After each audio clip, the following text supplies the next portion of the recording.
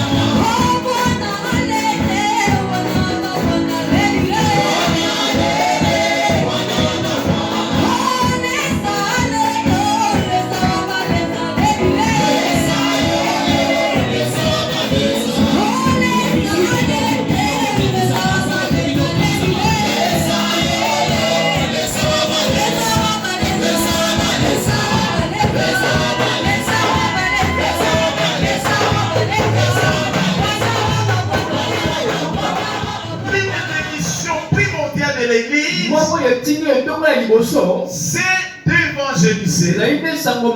Et c'est quoi l'évangélisation? C'est justement annoncer les œuvres de la croix de Jésus. Qu'est-ce qu'une église, frères et sœurs? L'église n'est pas un bâtiment où les gens vont se réunir. L'église est premièrement l'assemblée de rachetés. La réunion de ceux-là qui ont écouté l'évangile, ils ont obéi à la voix de l'évangile et ils ont été sauvés. Ces groupes de gens, ce sont eux qui composent l'église du Seigneur, l'épouse du Seigneur. Dans ce même cadre, on peut tenir une réunion d'un parti politique. Dans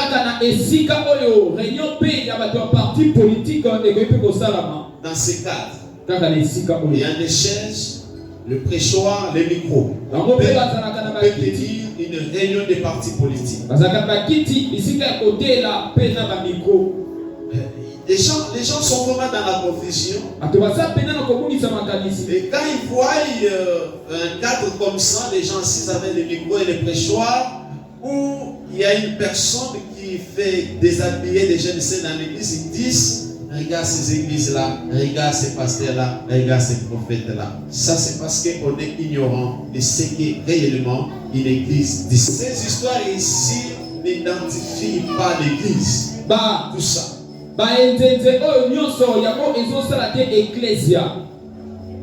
Tous ces décors, cela ne veut pas dire une église. Amen, l'église. L'église, c'est vous. C'est vous qui avez donné votre vie à Christ. C'est vous qui êtes l'église. Aussi longtemps, vous n'avez pas encore donné votre vie à Christ. Même si vous venez à l'église, vous ne faites pas partie de l'église.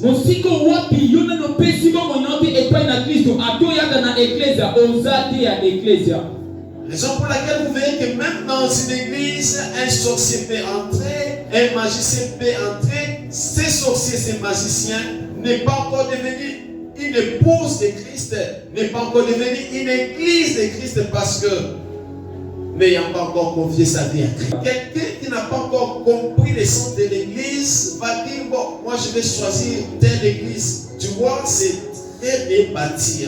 C'est très bien bâti. Le pasteur a l'élégance, le pasteur il s'est parlé. Ça, ce n'est pas, ça ne veut pas dire une église, frères et sœurs.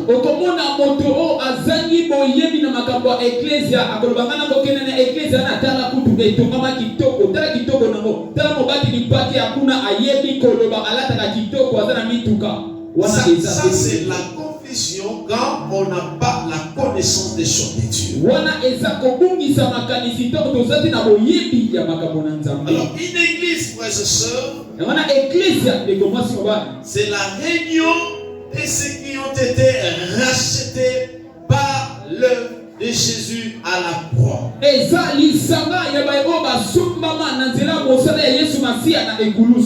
C'est-à-dire, nous pouvons nous retrouver dans une maison à 2 à 3 pour constituer l'église du Seigneur.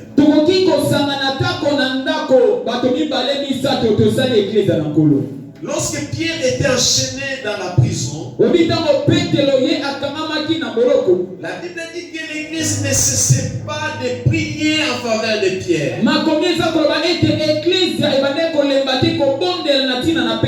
Ils étaient enfermés dans une maison en train d'intercéder en faveur de Pierre. Dieu avait écouté les prières et avait envoyé son ange pour libérer Pierre dans la prison.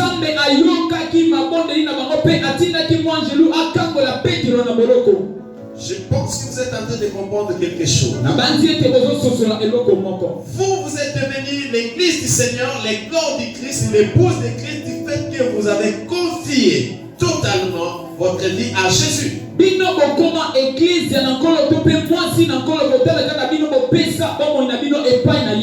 Quand je parle de totalement, parce qu'il y a des gens qui ont tendance de confier leur vie, c'est-à-dire partiellement. Lorsqu'on confie sa vie totalement à Christ, il y a des exigences à accepter.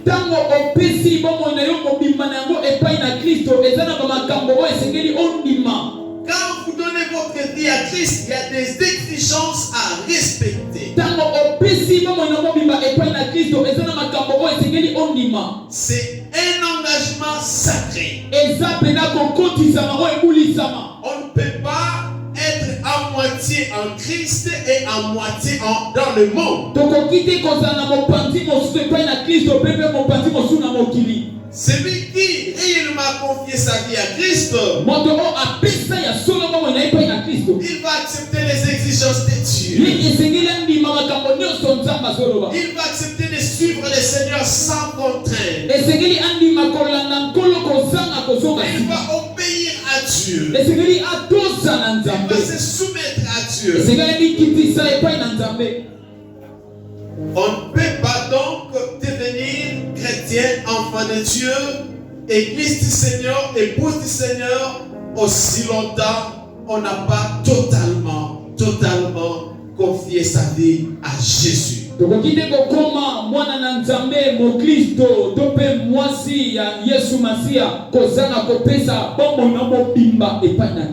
Nous appelons le bâtiment église parce que c'est un cadre qui réunit ceux qui sont devenus l'église du Seigneur.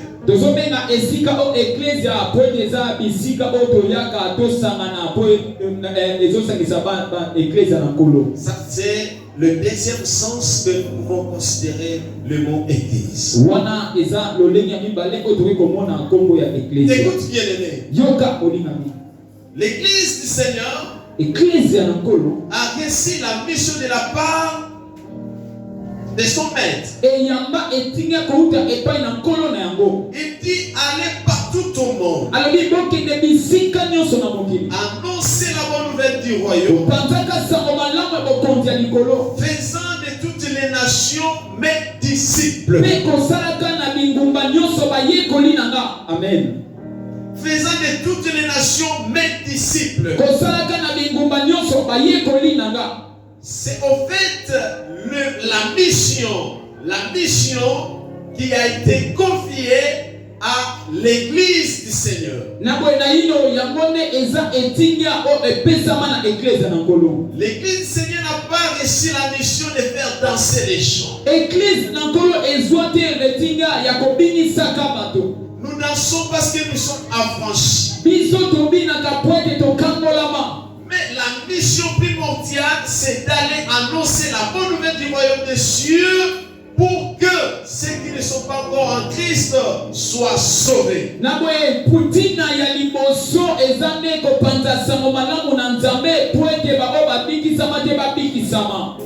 Lorsque nous venons à l'église, considère-toi comme l'église du Seigneur. Considère-toi comme la maison du Seigneur. Mais si vous venez dans l'église du Seigneur, Comme n'ayant pas part dans ce qui se passe dans cette église, vous seriez difficile de palper la main de Dieu. Et vous seriez difficile de rencontrer Dieu. Lorsque nous venons dans l'église, faisant partie de ce corps, vous devez participer à la vie commune. Dans cette vie commune, qu'est-ce que la Bible déclare? Dieu fait descendre sa gloire. Il fait descendre sa gloire. Et chacun reçoit selon le besoin de son cœur. La première communauté chrétienne, la Bible dit qu'ils étaient unis, ils priaient jour et nuit, ils suivaient les enseignements et la gloire de Dieu descendait sur eux.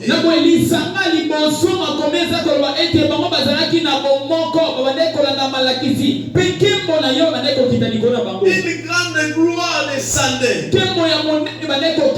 Lorsque vous comprenez les choses de Dieu, lorsque vous comprenez ce que vous êtes devenu réellement en Christ, vous ne serez pas un chercheur de bénédiction. Car la bénédiction de l'Éternel commencera à vous poursuivre. Amen. Il y a certaines malédictions qui vont vous quitter du fait que vous avez compris ce que vous êtes devenu en Jésus.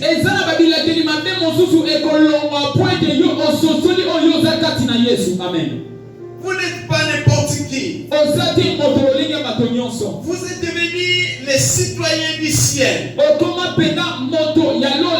Vous avez une nouvelle identité. Raison pour laquelle lorsque le Seigneur reviendra, il prendra que ceux qui ont déjà l'identité des citoyens d'en haut. Je suis congolais. Je suis né congolais. D'ailleurs, je suis fier de l'être. En dehors de cette identité,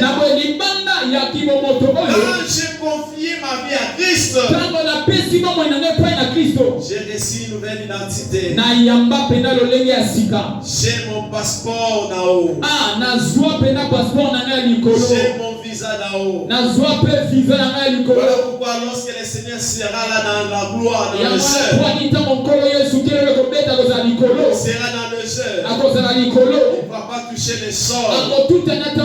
Il sera dans le ciel, dans la gloire, accompagné avec les anges, avec une grande armée. Ça sera une grande gloire. La Bible déclare à son retour, tout élevera. Tout élevera le Fils de l'homme. Béni dans sa gloire. Tout élevera. Les voix se cacheront. Ils diront, voici le grand roi. Voici le roi des rois. Le prince glorieux. Le créateur des cieux et de la terre. Le Dieu vivant. Jésus de Nazareth. Alléluia. Quand il sera dans le ciel, la Bible déclare, ceux qui étaient morts en Christ ressusciteront le premier. Ils sortiront de leur sépulcre pour les joindre dans le ciel. Et ceux qui seront encore vivants et aussi se transformeront, porteront le corps des anges. Ce corps ici disparaîtra. Ce corps disparaîtra. Ce corps pécheresse disparaîtra. Nous prendrons le corps les ordres afin de joindre notre Seigneur. Vous savez, lorsque nous servons Dieu, nous le servons avec cette espérance. Et lorsqu'il sera de retour, nous le verrons et nous régnerons avec lui. N'oublie pas, mon frère, ma soeur, que toi tu régneras avec Christ. Quand il sera de retour, tu régneras avec lui. Tu régneras avec lui. Tu régneras avec lui. Alléluia. Amen. J'ai été toujours motivé par ça en servant le Seigneur. Lorsque nous persévérons tous les jours dans les chants du Seigneur, ce n'est pas pour un gain présent. Non pas pour un gain présent. Mais c'est dans l'espérance de voir le Seigneur de gloire. C'est dans l'espérance de trouver ma place à ses côtés. Les 12 apôtres on connaît déjà leur place à côté de Jésus. Ils se mettront 6 à gauche et 6 à droite. Ils seront dans le cortège de Jésus tout autour de lui. Moi aussi me battant en servant Dieu, je suis en train de me chercher la place, une place de choix. Quand je viens à l'église, s'il faut transporter les baves, je transporte. J'accepte de souffrir à tous les niveaux avec les Seigneurs. Parce que je suis en train de viser quelque chose. Ce que je suis en train de viser n'est pas matériel, n'est pas de ce siècle, mais cela est des siècles à venir. Cela est pour l'éternité en éternité. Tout ça avait changé. La Bible déclare qu'il y eut une grande joie parce que l'évangile était annoncé et que les habitants de la Samarie avaient accepté de tout leur cœur l'évangile.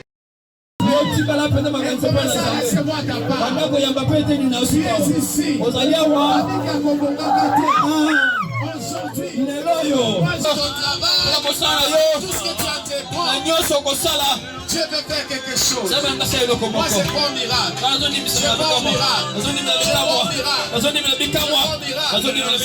Où tes dossiers sont bloqués, un miracle s'opère déjà. Soit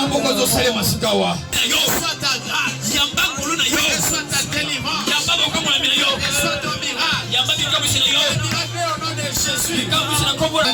Saisis déjà.